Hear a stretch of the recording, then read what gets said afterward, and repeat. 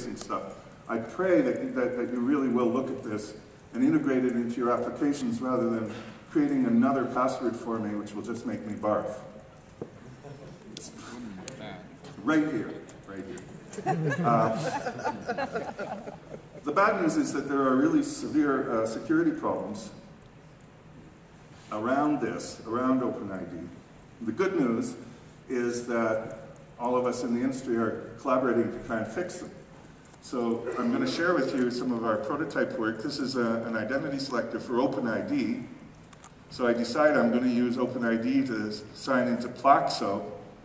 And instead of me having to type in a bunch of random phishable junk, I can select it off my, a visual representation, and presto, I'm logged into Plaxo. So that's an incredible step forward for OpenID because it's no longer phishable. Now remember I said earlier that one of the problems is you need to be able to have separation of context as well as the ability to traverse silos. And so one of the problems with things like OpenID would be if you're using the same identifier everywhere you go, then everywhere you go and everything about you is all linkable and can be associated. And this, I can't go into it, but this is, I believe, a horrible and dystopic possibility for us. So how do we deal with that? Well, we have this notion of the minimal disclosure token, which is one of the most exciting things and is the result of new cryptography techniques that are really counterintuitive. But for example, let's say I wanted to go to a relying party that says, prove you're over 21 and you're from Washington State, for example. I can get a credential from my identity provider, but unlike the other case, I get it ahead of time.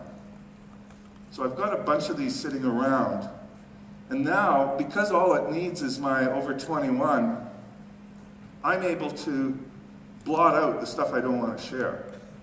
And so, in particular, I can take my date of birth, and instead of giving away the actual date of birth, which really isolates me, how many Kim Camerons are born on my birthday?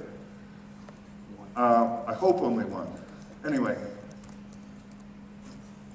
just giving away the over 21 is a lot less identifying. And so we can do that in such a way that there's no correlation. And even if the relying party and the identity provider try and collude, they can't do so. So here's an example. I'm going to a social application. It's a dating site. Don't tell my wife. My son's here too. This is bad. I choose I choose to log in, and it says, well, I want to know how old you are and what your sex is. And all it will release is, okay, this person is female, this person is 21, and so when somebody goes and deals with that person on the dating site, they are reasonably confident that she is a female, she is over 21, but she hasn't had to give up any kind of privacy or anything else. And so this is, and if we build towards the meta system, and we build our applications in that abstract way so that it's just looking for the claims, then we can actually evolve from things that are fully identifying like OpenID to things that have these new capabilities. And to me, that's a great opportunity, not only in social sphere, but in government sphere and so on.